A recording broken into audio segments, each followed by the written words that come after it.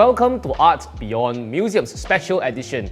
I'm Khan and I'm your curator for this series. Now today we are joined by a very special guest. I have with me here Dato Dr Kevin Cheng. I'm sure if you've been following our YouTube videos, you'll be familiar with Dato Dr Kevin Cheng. In fact, one thing you might not know, actually Dato Kevin is one of the earlier collectors of Master Yun's art. Am I right? Yes. Thank you for being with us today. So since Dato Kevin's in Singapore, I grabbed the chance and just going to firm something with him, pick his brains and how he feels about Master Yun's art. I just want to bring things back a bit earlier. Like, how do you get to know Master Yun and Lotus on Water? Because I'm sure all of us know that you have known us for a long time. How did it all happen? So, how do I know Master Yun and Lotus on Water? Actually, Master Yun's is you can call that is a family friend because my parents knows Master Yun's grandparents. Right. And of course the relative as well because they were all from the hometown that I was born in and where my parents are born in, Halestar.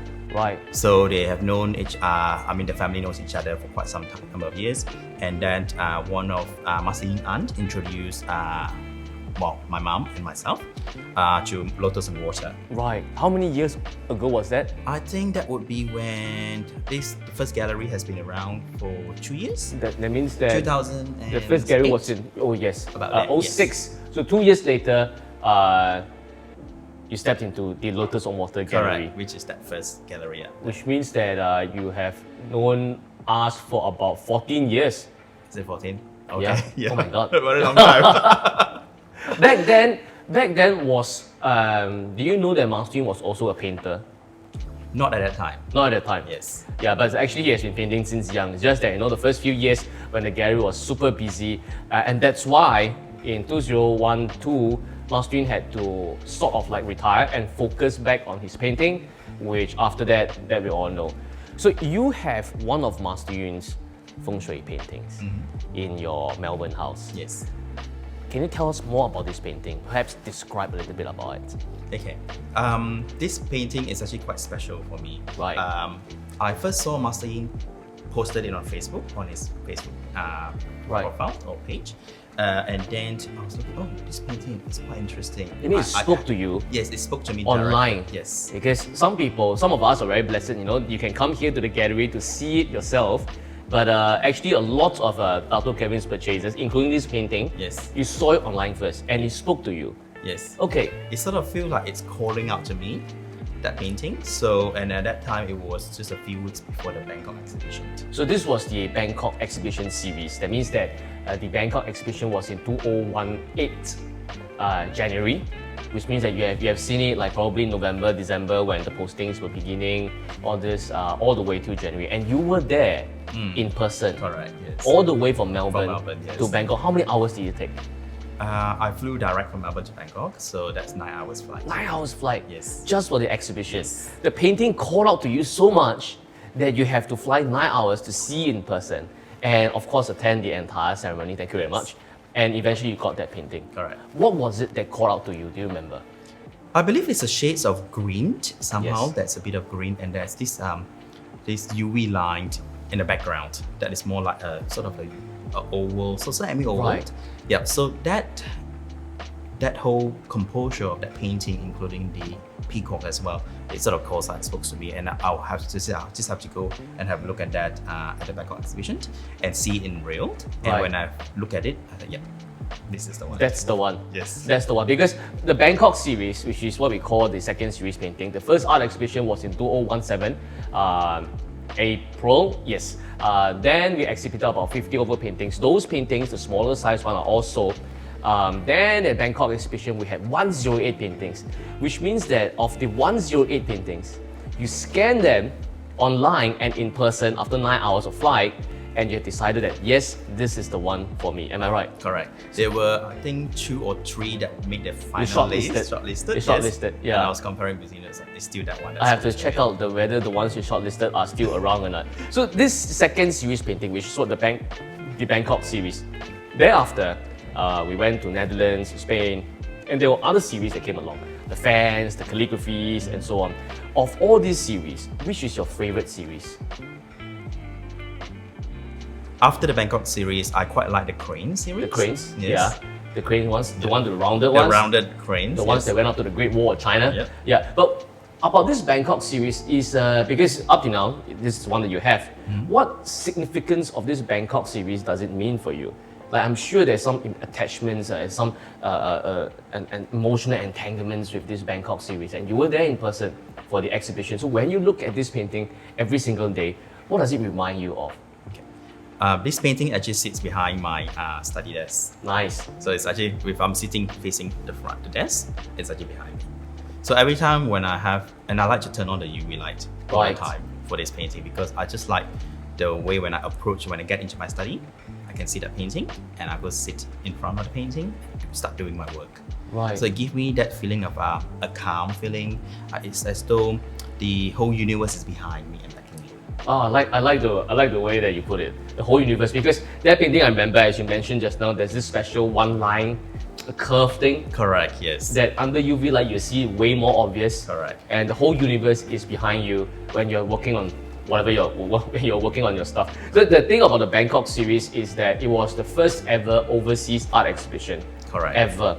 And it was the one that actually led to the rest of the exhibition, the ones in Netherlands, Spain, and eventually on the Great Wall of China. So that's an exhibition, and the paintings, actually they embody the spirit of courage, of stepping out, of breaking through.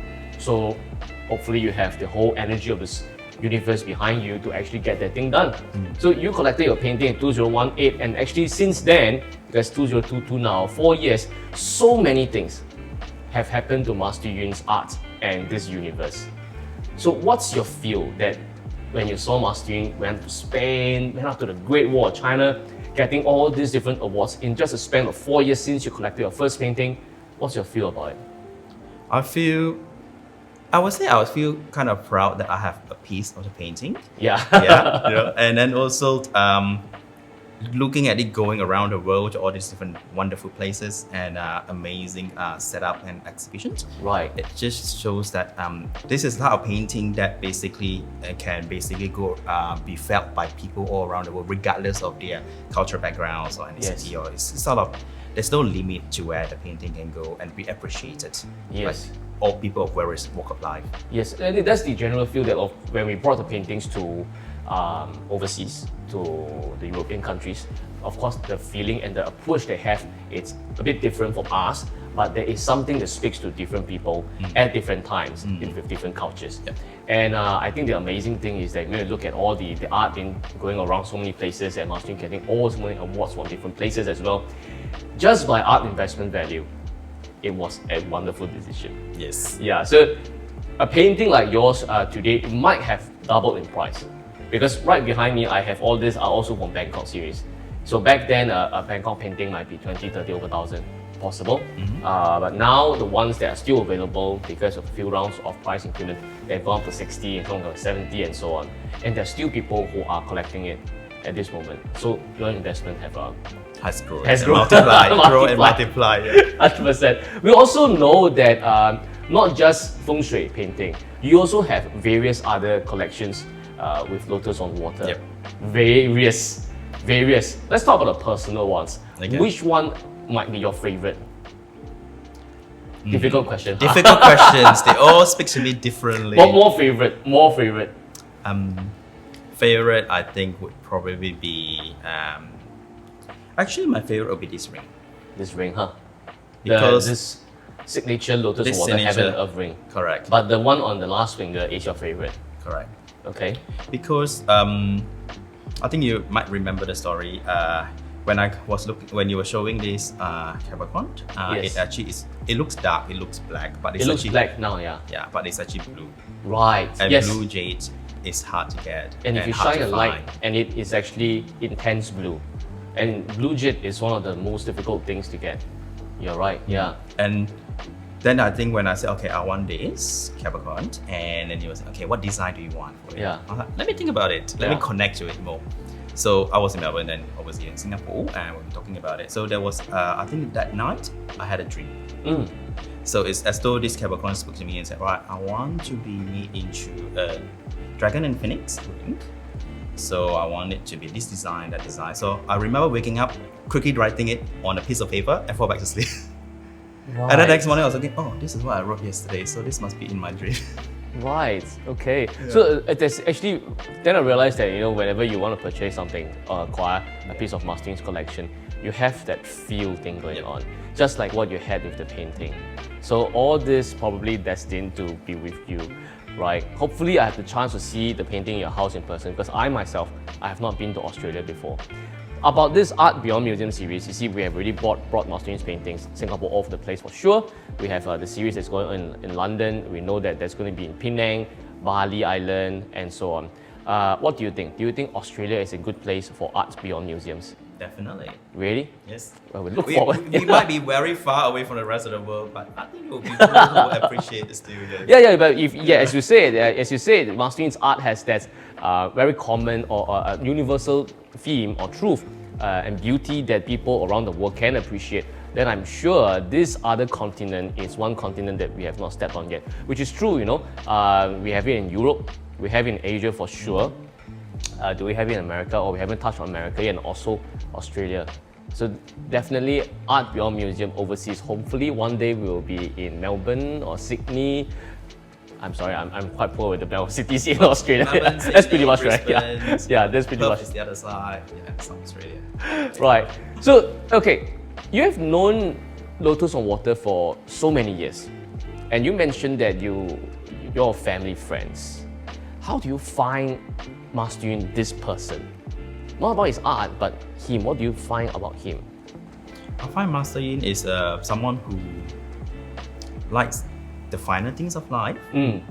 Is quite detailed as well. He's quite observant. Yes. And also he's a very generous person as well. Right. So, and he's easygoing.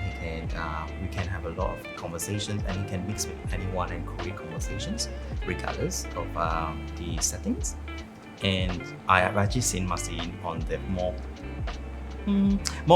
more fun side of things. Like some people may not know him personally. Too, it's always like, okay, well, it's this master that comes in, do blessing, do this, do that, and after that, nobody really know much. But I guess I am lucky enough to have traveled with him to a few places like Cambodia, and I have seen how I guess the more personal side of him. Can you give us some examples? Like, what do you mean? Because I'm sure, blessing, ceremonies, people see Master Yun as this public figure. This public figure, Nobody, this persona thing. Approach sometimes. Exactly. Have that So kind of aura to it. Yeah. You know Master Yun for 14 years. You have traveled with Master Yun to Cambodia to see the king, right? His Majesty, right? So what's some of the tales that you can tell us?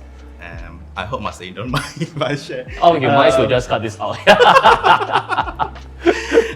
Well, it was, I guess, when we were around in Cambodia, obviously in the company of the Cambodia prince and princess.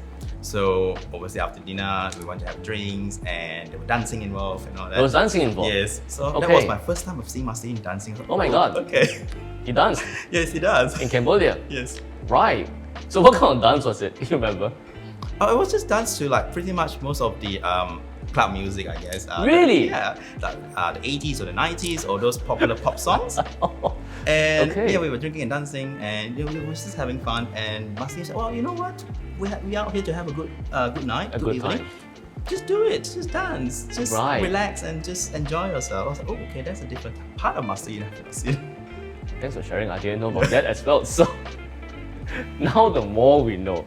So just do you see, with all your knowledge about Master Yun, this character, his generosity, his how he connects with people, and the fun sides you mentioned. Do you see this manifesting in his artwork?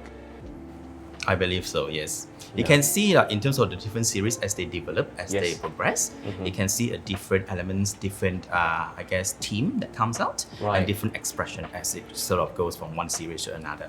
I see. Okay, so now we know when we look at Master Yun's painting, definitely we know the gold and silver, all these things.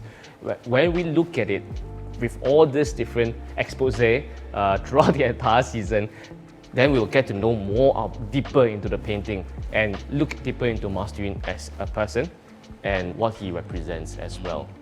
Well, I think we really learned a lot from Dr. Kevin. Thank you very much. Thank you for sharing your feelings, your opinions, and your unknown exposés on how masculine this painter and this person is. I hope to see you in Melbourne very soon. I hope one day we can bring Masculine's various paintings and various art to Melbourne, to Australia for Art Beyond Museum. Cheers. Yeah. Cheers. Thank you and see you in the next episode.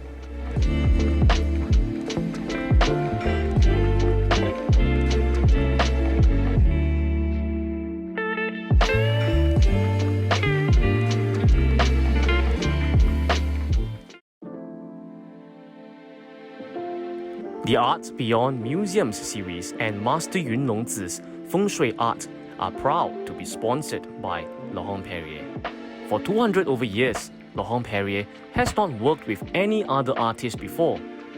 When you purchase a piece of Feng Shui art exhibited in this Art Beyond Museums series, you will also be getting a complimentary set of 5 different specially selected cuvées of Laurent-Perrier champagne: the La Cuvée, the Cuvée Rosé, Brut Millésimé, Demi-Sec Harmony, and the Cuvée Siècle, so that you can enjoy the taste of elegance while basking in the prosperity of Master Yun's Feng Shui paintings and calligraphies. Cheers to prosperity and elegance.